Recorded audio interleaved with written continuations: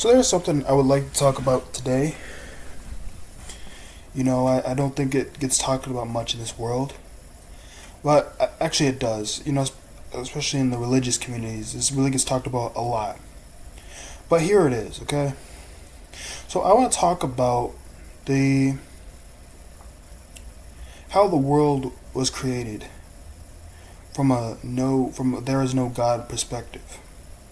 Because I'm coming from a person and a personality which believes that there is no God, okay? But here it goes, okay? Here's the whole real way it all works together and is combined in you'll see what I mean by combined. But anyways, so here's how it goes. So I believe that when something sometimes it takes years, but here it is. So this is how the universe was created in my picture, okay? Here it is. So I believe that the whole world was created by spiritual pressure. Because because this is an example. So when how do you create diamonds? The way you create diamonds is they're putting their you fall into the ground or get buried in the ground by land and by other things, and then they get pressed hard into the shape of into the construction of a diamond. And I really believe that is how the world was created.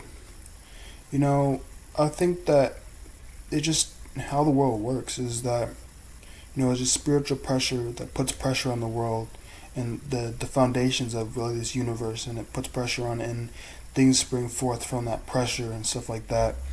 And I think that it wasn't. This could be definitely you wouldn't have to place a god in the whole construct of the creation. It would just be pressures from different points and places we can't really fathom right now. But those pressures put us in a spot where we do have a universe with living creatures and breathing people, and it all harmoniously combines together because it's just pressure, and we're kind of like water. It just kind of harmoniously knows where to go and stuff like that. And that's kind of how I believe it all came to be, was just pressure, and just like the universe is just like water, where it just flows and knows where to go, just because of the pressures and the forces that are acting upon it.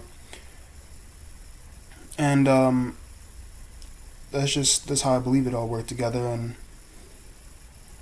I don't think it's a smart decision to always believe in a God, because you really can't see him. And a lot of the issue is that a lot of people put a personality to God, and that personality can really wreak havoc on you. And I think it's just a cop out for the realities that are in this world. And I think people get really caught up in the whole angels and demons and stuff like that, which I think is a very childish way of living in this world, is to believe in the whole thing of angels and demons and stuff like that. I think that's very childish, because children believe in that. You don't hear adults talking about that kind of stuff, because they got business to take care of and stuff like that. So I would say it is a very childish way of living and stuff like that. But that's the way I believe this world was created, was just it's just pressure. And the reason why I say spiritual is because it is an unknown. I don't know what term to really give it at this moment, but that's why I say spiritual.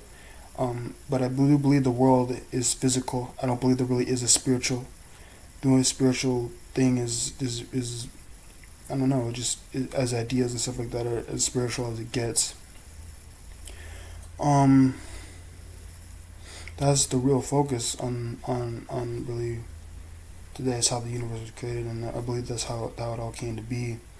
There wouldn't necessarily have to be a god. You just all kind of just flows in together like water and stuff like that. It's just that's how it is. You don't need a god directing it all. It just kind of does. And I think humans. I mean, one thing I'm gonna say is that, like, when you go to like a beach and take a child to a beach, one thing you do notice is that they do build sandcastles. And one thing, the first thing they do is grab sand, and what you have to realize is that it's pressure put on the sand to lift it up, to move it to the designation, to build that to build that structure in a constructive way. It's all pressure. It's taking sand, really rocks, and putting them together and it takes a lot of pressure. You have to pack it down and situate and stuff like that. This is how, things are created. When you look at metal and stuff like that, we look at how they put the metal together. It is a very it's it takes a lot of heat, a lot of pressure, a lot of